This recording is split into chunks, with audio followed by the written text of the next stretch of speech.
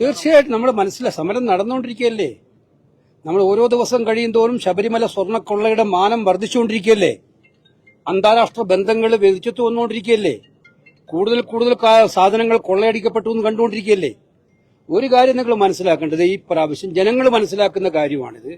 വിശ്വാസികളല്ലാത്തവരെ ദേവസ്വം ഏൽപ്പിച്ചു കൊടുത്തതിന്റെ ഏറ്റവും വലിയ പരിണിത ഫലമാണ് ഇപ്പൊ കേരളം അനുഭവിച്ചുകൊണ്ടിരിക്കുന്നത്. ഒരു വിശ്വാസി, അത് ഏത് മതമായിക്കോട്ടെ, അവരവരെ വിശ്വാസിക്കുന്ന കാര്യങ്ങളെക്കുറിച്ച് ബഹുമാനം ഉണ്ടാവും, ദൈവഭയം ഉണ്ടാവും. ഇവിടെ അതൊന്നുമില്ലാത്ത ദൈവത്തിന്റെ സ്വത്ത് തന്റെ സ്വത്താണെന്ന് കരുതി കൊള്ളയടിക്കുന്ന ഒരു സാഹചര്യം ഉണ്ടാക്കിയത് അത് മാർക്സിസ്റ്റ് പാർട്ടിയുടെ ഗവൺമെന്റ് തന്നെയാണ്. അത് കേരളത്തിലെ ജനങ്ങളെ സംബന്ധിച്ചിടത്തോളം ഏറ്റവും പ്രയാസപ്പെടുത്തുന്ന ഒന്നാണ്. അത് കൃത്യമാണ്.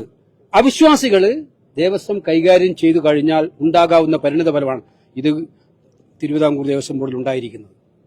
കേരളത്തിലെ ജനങ്ങൾ ഇത് കൃത്യമായി മനസ്സിലാക്കി. ഇതിനെതിരായിട്ടുള്ള ശക്തമായിട്ടുള്ള ജനവികാരത്തെ ഉൾക്കൊണ്ടുകൊണ്ടുള്ള പ്രചരണ പരിപാടികൾ ഉണ്ടാകും. കേന്ദ്ര ഗവൺമെന്റിനെതിരായിട്ടുള്ള മൻരേഖ അടക്കമുള്ള എല്ലാ കാര്യങ്ങളും PCC പ്രസിഡന്റ് ഇത് കഴിഞ്ഞ് പ്രഖ്യാപിക്കും.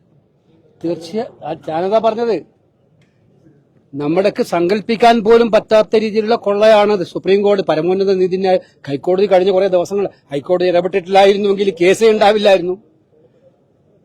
ഹൈക്കോടതിയുടെ ഓരോ നിരീക്ഷണങ്ങളും SITയിൽ പോലും വിശ്വാസമില്ലായ്മ പ്രകടിപ്പിക്കുന്നതാണ്. SITയെ സ്വാധീനിക്കാൻ സംസ്ഥാന സർക്കാർ എങ്ങനെ ശ്രമിക്കുന്നു എന്നതിന് തെളിവാണ് ഹൈക്കോടതിയുടെ ഓരോ നിരീക്ഷണങ്ങളും ഇടപെടലും. ഇന്ന് സുപ്രീം കോടതിയുടെ നിരീക്ഷണവും വളരെ വ്യക്തമാണ്.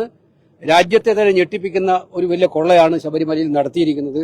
ആ കൊള്ളക്കാരെ സംരക്ഷിക്കുന്ന നിലപാടാണ് മാർക്സിസ്റ്റ് പാർട്ടിയും ഗവൺമെന്റും സ്വീകരിച്ചുകൊണ്ടിരിക്കുന്നത്.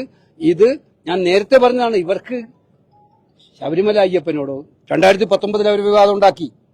ശബരിമലയെ വിവാദ കേന്ദ്രമാക്കി മാറ്റിയെടുക്കുക എന്നുള്ളത് ഈ ഗവൺമെന്റ് പ്രവർത്തനമാണ്. ഇതിപ്പോൾ കൊള്ളയുടെ കേന്ദ്രമാക്കി അവർ മാറ്റിയിരിക്കുകയാണ്.